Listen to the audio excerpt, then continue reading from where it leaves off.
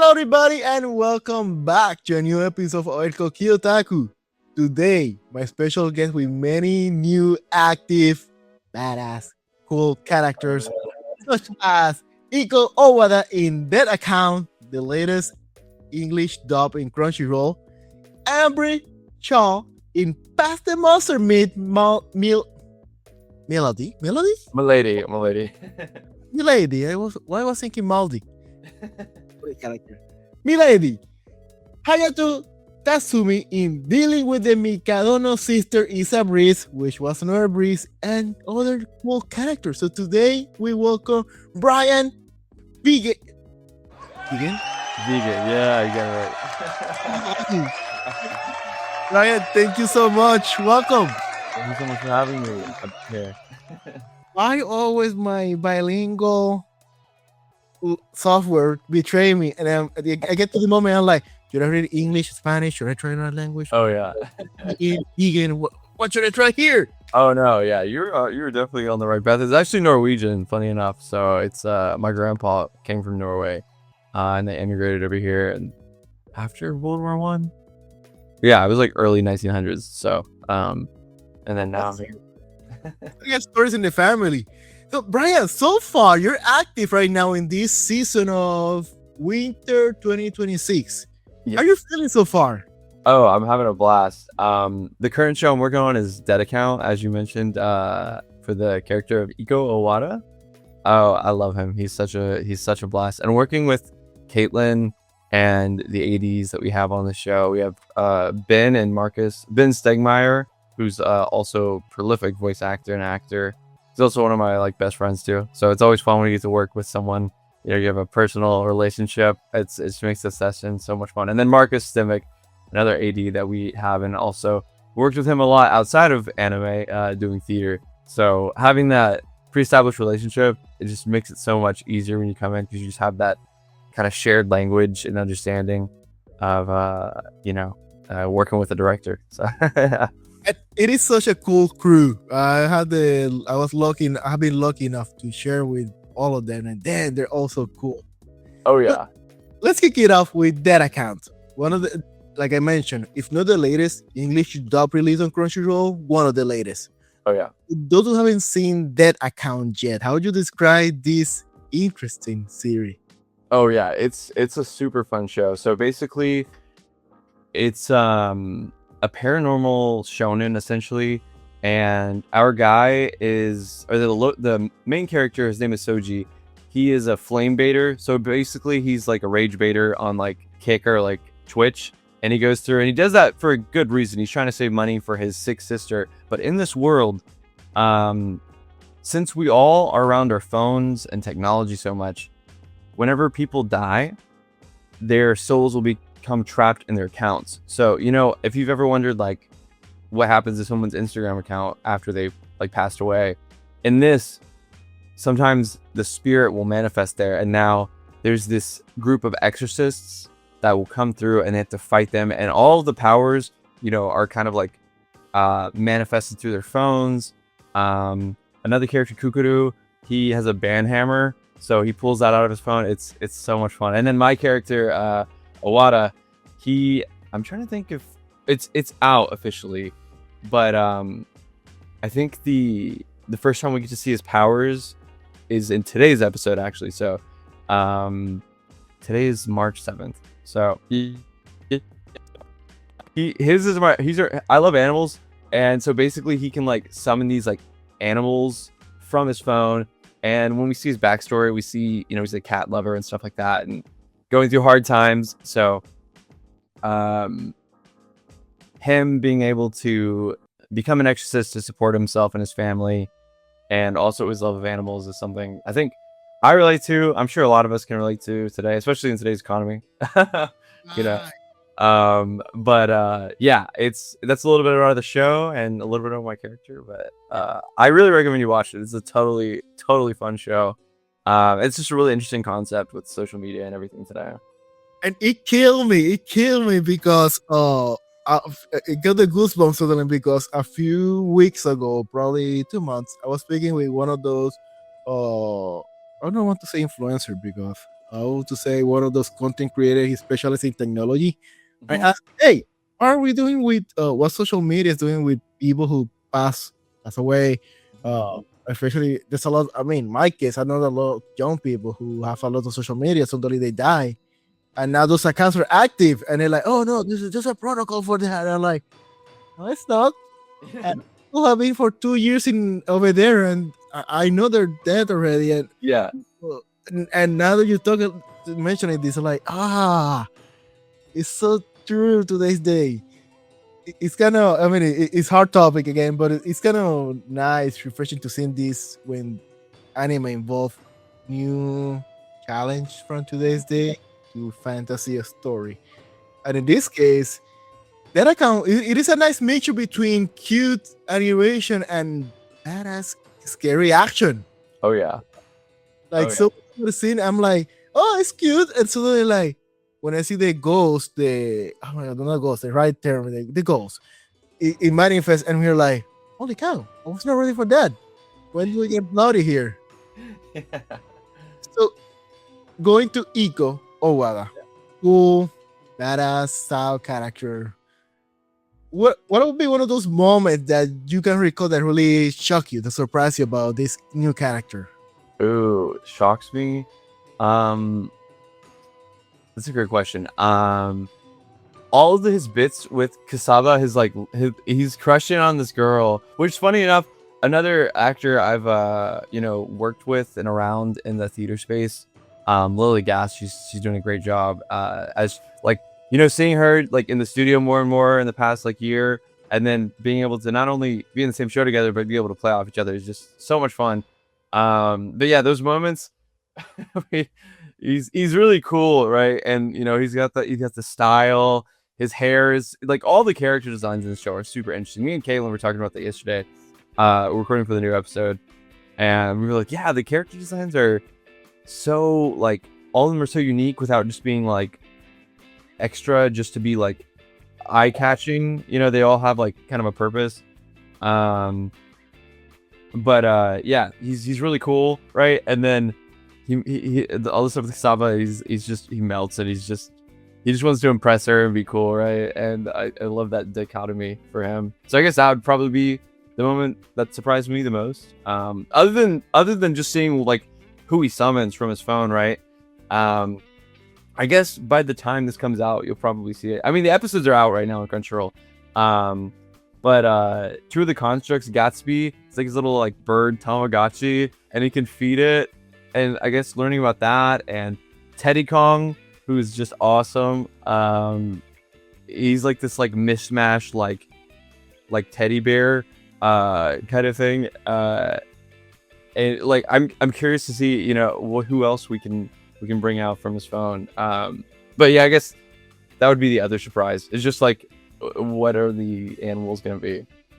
Which is so much fun. I'm glad that you catch this, because this was, I feel like an high Q moment when I said all the ball, you just kill it, because I was looking for the love part of Ego. Like, he got it. He got it. That's what I was. It's so funny how you see this character suddenly he just fall down, melt for this girl. Oh, funny. We have now in a different aspect, approach a character with Ambry Schall in Past Monster Meet Milady. No, okay, now we're kind of serious here. For those who haven't seen Past Monster Meet Milady, how do you describe this series? Which it was a different approach from what we've seen before. Oh yeah. So off this anime, you could probably, I think the best genre you could say it is shoujo. So it's typically stories like targeted to young women audiences. Obviously, I love the show. Anyone can watch it, and that goes for any genre, right? Like, those are the target audience, but I often feel like sometimes we can learn the most from going outside of our target audience, right? I just think we should try to watch and read anything that interests us, and maybe sometimes challenge ourselves, whether it's anime, whether it's film. To give you an example, I know this is not to answer your question, but just to go through, I've been trying to read more different authors. So a couple authors I picked up are like the Bronte sisters. I've bought an Emily Dickinson poetry book recently, and I've been loving it. Her style is great. Obviously, that's more of a genre question, but to answer the direct question you asked about what the show's about, we follow a young woman named Melfi, and she falls in love with his name is Roger Aristide du Galbraith. He's this really cool, like badass duke, and he's like the blood mad duke, right, as they call him. And he can kill monsters really, really good. And so Melfi loves cooking monster meat, which is seen as very taboo in this world, right? And essentially, if you were to eat the meat, it has this like toxic quality to it. But she learned from her mother how to extract to take the meat out, extract all the poisons, and make it taste delicious. So she comes in, they fall in love, and I love how quickly they fall in love. It's not going to be, you're not waiting for the last moment in the show for them to. They are pretty down bad for each other immediately. And I don't want to spoil like the day to day, which I think is where a lot of the fun. Okay, yeah, I mean, a lot of the fun in the show, it's not even necessarily the plot; it's just the characters interacting with each other. And it's like such a comfortable show. Like if you want something to just kind of sit back and unwind, like this is the perfect show for that. It is so like cozy, and it makes you feel good inside. It's so cute. And then Katie Wetch and Connor Allison, who play the leads, do an amazing job, as well as the rest of the cast, of course. But where my character comes in, I'm one of the Duke's knights. So this is a really fun role for me because a lot of the times my natural voice is like a little bit medium, sometimes a little sits on the higher end, sometimes I go on the like more baritone low end. But this one, he was pretty low for the whole time. Obviously, there's a couple moments where he stretches that, but he's very stoic. He's a knight. Out of all the other characters, he's probably the most like of an anchor, right? So he sits back, and he doesn't have a lot to say. Very direct, very stoic. Which playing a character like that is always so much fun, especially finding the balance of like, okay, how much are we gonna give here?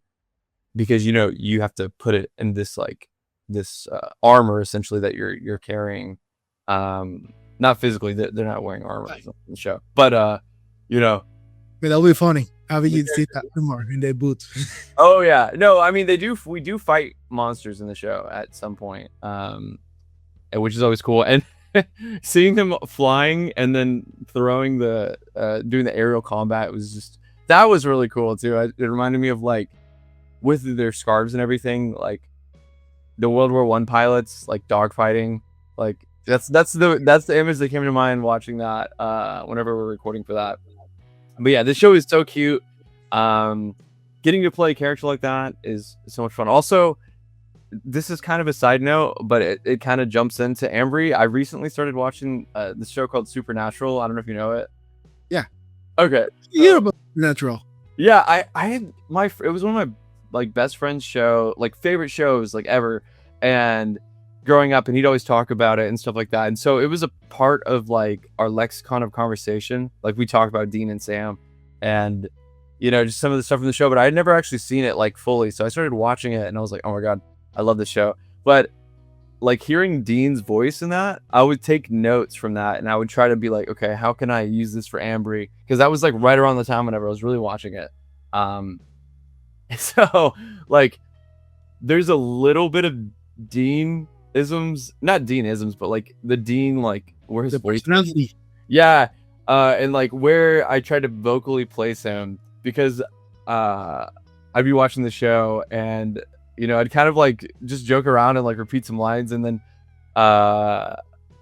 people would be like, oh my god, you kind of sound like him a little bit. I was like, okay, interesting, I'm gonna keep that up, and so whether I do or not, but people would say, but yeah, so putting that I put a little bit of his voice type in like that vocal placement there for Ambry.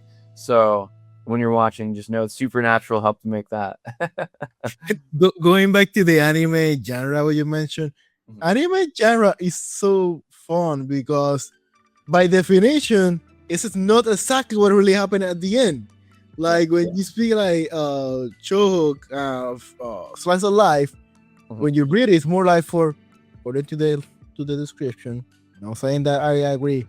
For girly female audience. When you go to reality, it's more guys like me. So I'm here for it.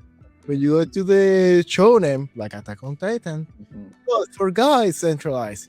My mom is a big fan of Attack on Titan. All the tattoos I've seen about Attack on Titan are on girls, and never seen a tattoo of Attack on Titan on a guy. So true. Something about which I love about anime genre definition. From the paper, not reality at all. I mean, maybe the intent, but the final target of the audience is lands somewhere else always. Going back to Ambry, so like you mentioned, Monster, Milady is very funny, cute, but now you have a character which you need to be like kind of serious. So it is feel kind of weird, out of place, funny to be everybody like be kind of silly in love, and you're like, serious guy here. Oh no, that's a great question, but actually that's like the perfect setup, right? Because placing a character in that world, it just lends itself to so much comedy, right? Like we have a saying in like theater, I guess I probably film too, but comedy is deathly serious, right? Like as serious as you can be, the funnier it's gonna be, right? So being the kind of like straight man to some of that, from like a theater perspective, you have the straight man, like the more eccentric funny man. So being able to be that anchor is so much fun, and usually like I feel like I'm playing the other side where I'm like the more like outrageous kind of character. So getting to jump in, it's so much fun, and I feel like it helps me whenever I go back to that character. The other, if I'm playing another like the more outrageous character, getting this experience because like, okay, here's my role here. I can strengthen this, and playing that, and it's just so much fun to switch it up too. So I really appreciate the incredible Sean Gadd for bringing me in for this character. And yeah, we had so much fun recording it. It was just always a blast. Like every day we'd come in, we get so excited about what the new food was that we were cooking. Like Ambry's big moment in this show is whenever he's cooking the it's like fish, and it's like what am I like? It's like almost like it's like the battered fish dish that he's like helping create. And oh wow, that looks. I can still visually think about that, and I'm like, I really want that so badly. I mean, there's a lot of people who agree with Milady philosophy that everything can be eatable as long as you know how to cook it. That is true. I'm like, damn, girl, I know a lot of people who agree with you on that. You mentioned already you come from stage production on also. So how do you met to the anime world? Because you first started on acting stage and now you're making it to the anime world.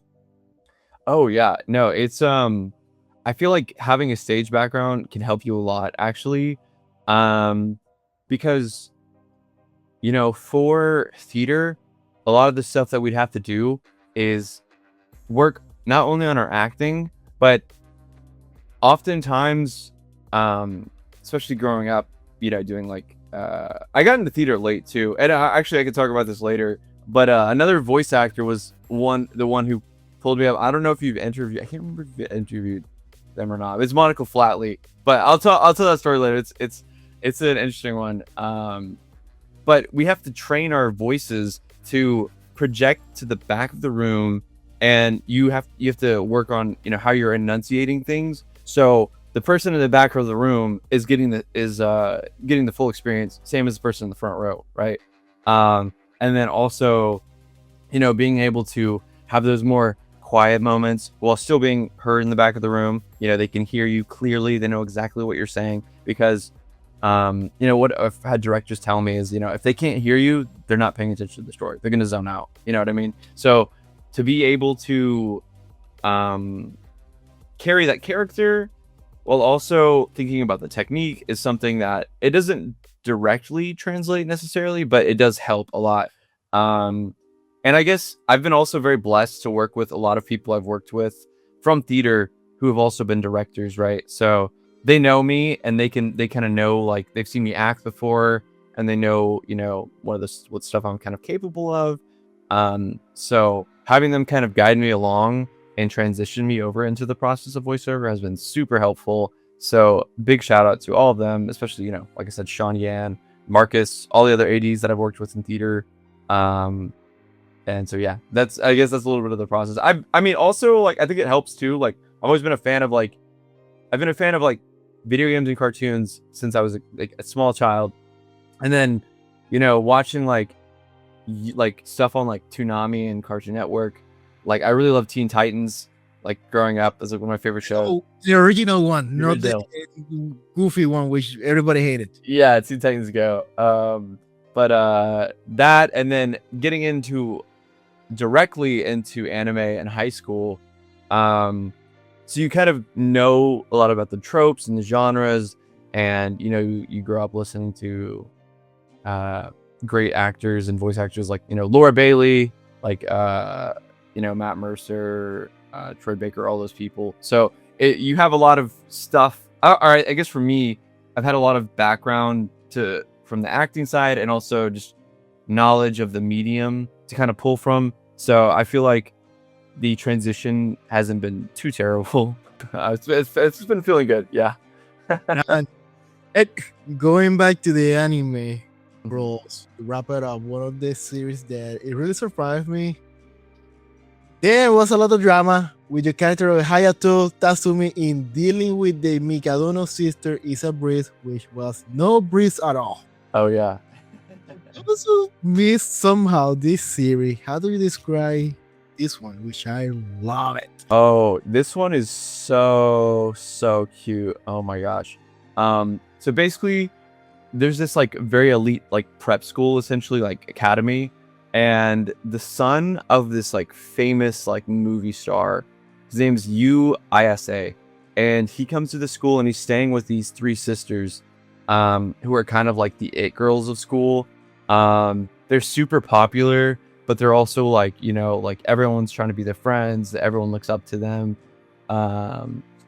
And you have the, like the theater girl played by Emmy Lowe, and then the karate badass played by Madeline Morris. And then you has like the shogi prodigy, played by Lindsay Siddell, who's also Pochita and like Chainsaw Man and that kind of stuff. So all these people are great. And then Emmy Lowe, obviously, Madeline Morris, Kieran Regan, who plays you. All these people are really great. So being able to work off of all of those people who have so much, like legacy already established from their voiceover careers has been incredible. Especially because that's probably that was the biggest role I've had up until that point. So, your castmates. I mean, that's kind of just like anything, right? The level of your castmates like really can help elevate you and play off that. So yeah, so my character comes in and he's this like karate like prodigy. He's like a complete badass, and he has a relationship with the middle sister, Nico, right? And Madeline Moore, she does such a great job, and getting to play off her is like, wow, it was so much fun. But he's trying to come poach her to take her back and have her train at his academy, which would separate this bond that has blossomed, because it's the classic thing where they start off and they're all like, who is this kid, and then he's so sweet and endearing and helps them learn some stuff about themselves, and so now they're that family bond and that connection has been threatened by my character, and sure enough, there's going to be a fight, and so now you have who's trying to fight to keep the family together, and I'm trying to win Nico back, because on the surface he's a perfectionist, and he's like, we are the best, and together, like, it's a very logical thing, like, you and me are the best. If we train together, we're going to be even better. Like, it's like Olympic level stuff, right? And so they have very, very high ambitions, and so playing a character with so much agency and ambition is already so much fun. And also, I also am a martial artist myself. So I've had, I think, 7 years now. I train boxing and Muay Thai, and throw in some wrestling and stuff like that, and MMA. But being able to portray a character like that on screen is just a dream, especially because you grow up in I love action movies and stuff like that. I'm like, oh wow, I guess his introduction is so cool. I don't know, like whenever if for the people who haven't seen it, he stops. Well, first, Nico helps beat this guy who's like shoplifter, or not shoplifter. He like steals a woman's purse, and then he escapes from them because they're kind of like chatting. And then my character comes in and throws this sidekick and just bam, and it's so dramatic and cool. And for like a kind of like a rom-com like this, the animation, first of all, is amazing, but it's just such like a cool action sequence. And I was like, wait, that's me? I couldn't believe it. I was like, this is like the coolest guy ever. I'm not gonna spoil exactly how the drama wraps up, but okay, maybe I will. It's month at this point. I want to enjoy. Okay, yeah, okay. Tell me about it. Oh yeah, it was so much fun. So they fight, and Nico goes through this full catharsis, and only by realizing the duality of her own self, right? The more like combative, like action elements, and then the feminine side that she's been neglecting. It's feeling vulnerable and things like that. That Yu has kind of opened up to her. Only by realizing both, she adapts this unorthodox style, which is what allows her to beat my character, because he just can't believe it. So he gets caught off guard, and then eventually he leaves the story. He goes back, and he has this very touching moment with Nico, saying goodbye to her and admitting that it's not just about the skills, but he also has feelings for her, which I was like, whenever I was first watching, I was like, sure. There it is. I was like, there it is. I was like, and we didn't get the episodes at the time, so I didn't have access to the manga or to the light novel. Rather, I actually have. Let me see. I might. One second. Let me laugh. I just want to show this. They got this in Japan. I have another one. Where's that? Yeah. So, I got this too. It's hanging on my wall, actually. So, in my most recent trip to Japan, which, by the way, that's what all these flags are, obviously. I got this in this little piece in Japan too. It was a gift from one of my Japanese friends. So I like to travel a lot. I like to grab flags from places I've been. But I was there recently in October with Ben Stegmeyer and Madeline Norton, and so I got these at the Kinokuniya. And then it comes with these little gift cards. So this is hanging. I got a little thing of Nico to commemorate the show. And yeah, it's great. So I just wanted to show that off because I was like, wait, I have it right here. I love your character because it took us to the full cycle. For example, when we see the character, the dads of the girls, piece of trash. I mean, I'm still mad with that character because we really tricked everybody. We thought he was something, and suddenly he was exactly what he didn't portray at the beginning. Your character went from, this is the good part, but I need to go be the antagonist, but now let's wrap it up here. Yeah. And it gave us the detail. We like, come on, boy, we know. And he said it, he confessed like, there it is. Oh yeah. I knew it. Oh yeah. I remember whenever I was first working with Caitlin on it, and like I said, like I hadn't fully caught up to like the end of the story at the moment because I didn't have access to it.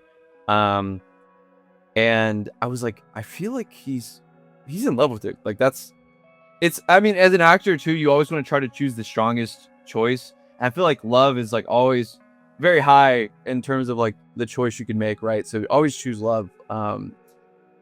And then we get to the scene comes out. I'm like, oh yeah, there it is. And I was like, oh my god, this could be such a fun scene to film or to record for. And actually, I recorded the confession scene with Seth McGill, who's also a great actor. assistant director at Crunchyroll. And oh, that was such a fun session to record. And we were talking about that with Seth, was like, you have this moment of, he's kind of like Ambry in the sense where he's a little bit more stoic and cool. He's the karate, so like, a lot of that is like emotional regulation, right? And in the fight, it kind of unravels. And in this moment, we get to open up and see beneath the armor, so to speak, right, of like who he is and what he's been kind of like keeping under wraps too. And also like just in like Japanese like culture, like you often feel a lot of people will like kind of suppress their emotions, keep it to themselves. So not only that, but keeping that in mind for the character and portraying that vulnerability for the confession, but also the fact that he's a martial artist on top who's supposed to be kind of cool and centered, was so much fun to play with the levels on that. So yeah, that was, I loved recording for this one. So it's all shows, but yeah. To wrap it up, we need to wrap it up with one analysis of your characters. Okay. From Ikko Oowada, Ambry, Schall, and Hayato Tatsumi. From these three characters that have their own love arc, point of approach, which one do you think will be the most successful with the love approach? Oh, that's a great question. I mean, they're all kind of struggling right now. I feel like, okay, so for Tatsumi, I feel like, I don't know. I feel like there'd have to be a significant amount of time to pass and some reconnection and some growing, right? Because Caitlin and I talked about it. I mean, we'll see, but Caitlin and I were talking. What's are there? It's 1 to 3 right now because so spoiler. The girls, everybody's falling for the guy, so it's only one guy, 3 girls. So odds are 1 to 3. I would say 2 to 3 on his favor. Yeah, I know. I'm like, dude, you can't have all the girls. Like what? Like, I don't think in this character he wouldn't go for that approach. He's very double. Yeah, absolutely. But I feel like with Oowada, like, I feel like that's probably the most reasonable, especially if something were to happen and change Kasava's mind, because she's just completely oblivious classically to his romantic interest. So I'm rooting for Oowada. At first I was rooting for Tatsumi because it's like, oh my gosh, like I feel like they'd be perfect together. But they both have some growing to do and stuff like that. So I'd probably go with Oowada for this one. I would choose also Oowada just because he's going straightforward. This is what it is. It's clear.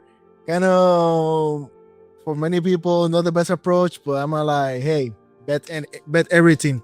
Everything to win, everything to lose. Go. Exactly. And also he's an animal lover. I mean, come on, that's so endearing and cute. He's got little like anime like cyber constructs. Oh my gosh. He loves cats. I mean, sounds like the perfect partner. So yeah, that's a pleasure already.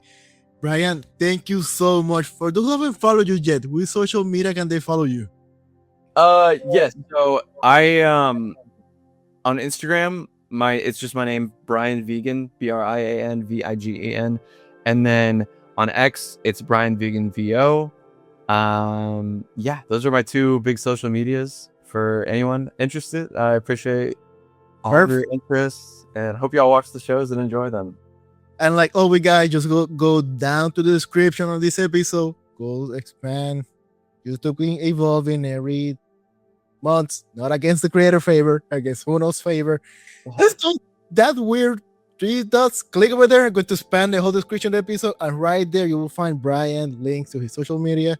Just click over there, click, and you're already there in the social media. Easy for you guys. And like we always thank you for subscribing, and sharing on social media. YouTube especially, share, at least, and find us all the social media except Twitter. Everybody, everywhere except Twitter. So, thank you so much for everything. Thank you. I really appreciate your time today. Thanks for having me. And we will see you guys in the next episode. Sayonara.